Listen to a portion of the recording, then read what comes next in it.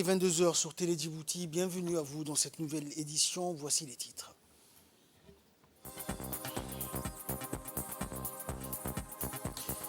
Tenue à Tripoli de la réunion des ministres arabes de l'information.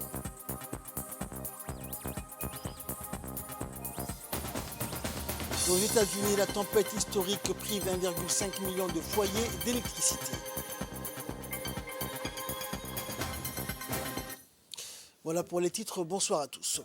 La Commission des finances, de l'économie générale et du plan s'est réunie aujourd'hui en vue d'examiner les projets de loi portant règlement définitif du budget de l'État pour l'exercice 2021 et le projet de loi relatif au budget initial pour 2023. Cette réunion qui a vu la participation des parlementaires s'est déroulée sous la conduite du président de la Commission des finances, le député Charmaké Moussa. Le gouvernement était représenté par le ministre du Budget, Ismaël Ibrahim Roblé, et après de larges échanges entre les parlementaires et l'exécutif, la Commission s'est prononcée en faveur de la transmission avec avis favorable pour son adoption en plénière. En outre, après sa délibération sur le projet de règlement définitif de l'exercice 2021, la Commission des finances a entamé l'étude des dispositions inhérentes aux finances initiales pour l'année prochaine et il est prévu de continuer cet examen demain avant de statuer. Les travaux de la réunion consultative des ministres arabes de l'information s'est tenus donc à Tripoli et dans la capitale libyenne. Les travaux de la réunion consultative des ministres arabes des médias donc s'est clôturé dans le cadre des activités de clôture de Tripoli, capitale des médias arabes 2022. Et les pays membres de la Ligue arabe ont participé donc à cette réunion consultative des ministres arabes de l'information qui s'est déroulée à Tripoli en Libye. Et la République de Djibouti a été représentée à cette réunion par l'ambassadeur de Djibouti en Égypte et auprès de la Ligue arabe, Ahmed Ali Barré, du directeur général de la RTD, Adan Abdi Jama, et du directeur de l'agence djiboutienne de l'information, Abdulrazak Ali Dirani.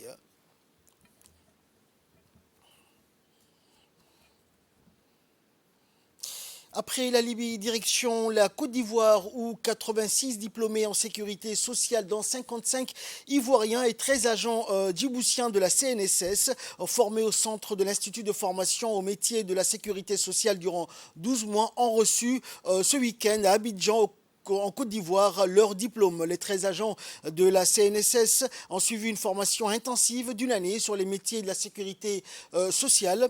Cette formation dispensée par l'Institut de formation au métier de la sécurité sociale s'inscrit dans une logique de renforcement des capacités de son personnel souhaitée par la direction générale de la CNSS afin d'améliorer la qualité du service public rendu par l'établissement.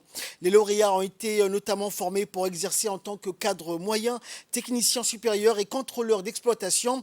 Tous se sont vus remettre donc leur diplôme par différents dirigeants de la protection sociale, mais aussi par l'ambassadeur de Djibouti en Côte d'Ivoire, Mohamed Burhan Ali. Et l'IM2S de Côte d'Ivoire a pour mission la formation initiale du personnel des organismes africains de sécurité sociale et comprend le CIFOX et le centre de perfectionnement. Le CIFOX, rappelons-le, en partenariat avec 19 pays et 29 organismes, avait formé à ce jour plus de 1900 agents. En nouvelle nationale, à présent, Djibouti-Ville, mairie débarrasse le domaine public des épaves de voitures, l'insalubrité étant un problème qui mérite l'attention des pouvoirs publics. C'est ainsi que depuis hier, le maire de la capitale de Djibouti et ses équipes et ses différents partenaires sillonnent la commune de Boulaos pour ramasser donc les épaves jonchant sur les espaces publics et en même temps donc dans le cadre de l'embellissement de la capitale, la municipalité est en action également pour ramasser donc une opération de ramassage de véhicules abandonnés en réparation et d'épaves sur le domaine public et également des ramassages d'ordures et de déchets ménagères donc jonchant le long des artères principales de la commune de Boulaos.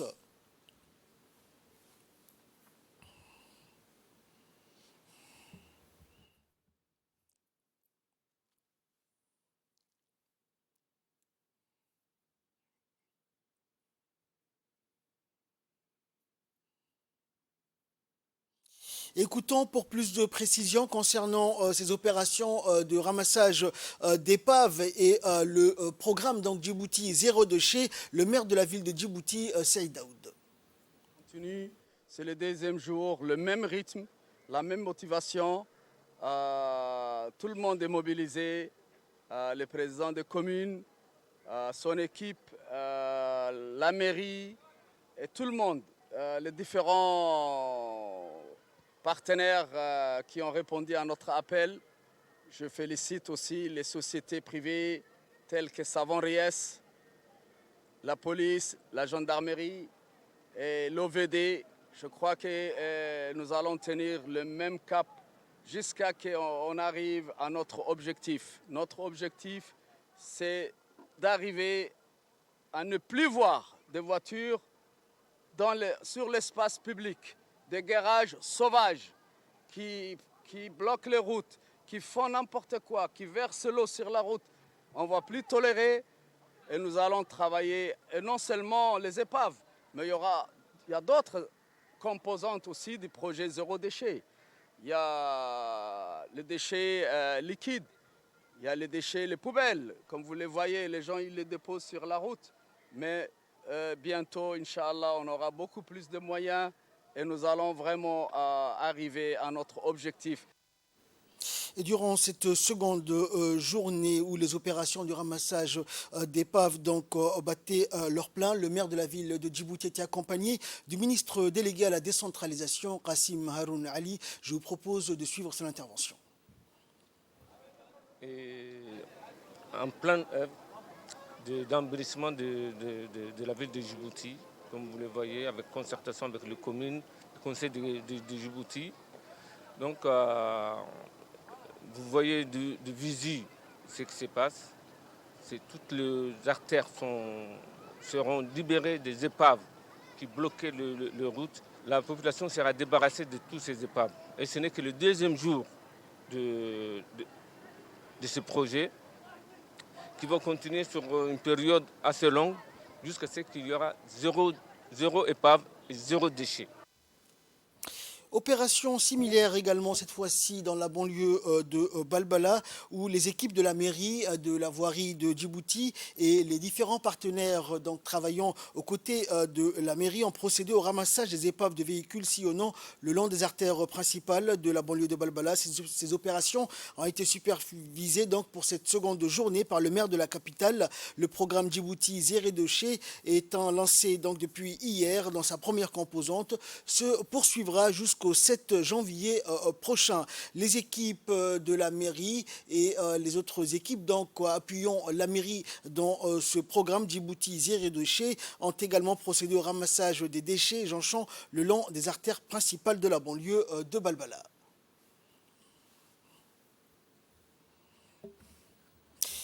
La commune de Boulaos, en collaboration avec la sous-préfecture du 1er arrondissement, a organisé hier une journée d'action citoyenne dans les différents secteurs des quartiers 1, 2, 3, 4 et Nguela. Cette journée de nettoyage s'inscrit dans le cadre du programme Djibouti Ville propre et verte. Les responsables ont supervisé les opérations d'ouverture de la voie publique illégalement occupée afin de faciliter l'accès aux usagers et aux différents véhicules. Cette journée de nettoyage a vu la participation du président de la commune de Boulaos, du sous-préfet du 1er arrondissement, des parlementaires de la commune, des élus locaux, ainsi que des différentes associations de ces quartiers ciblés et des habitants. Et le président de la commune a souligné l'importance de cette action pour faciliter l'accès aux automobilistes et aux habitants dans ces différents quartiers.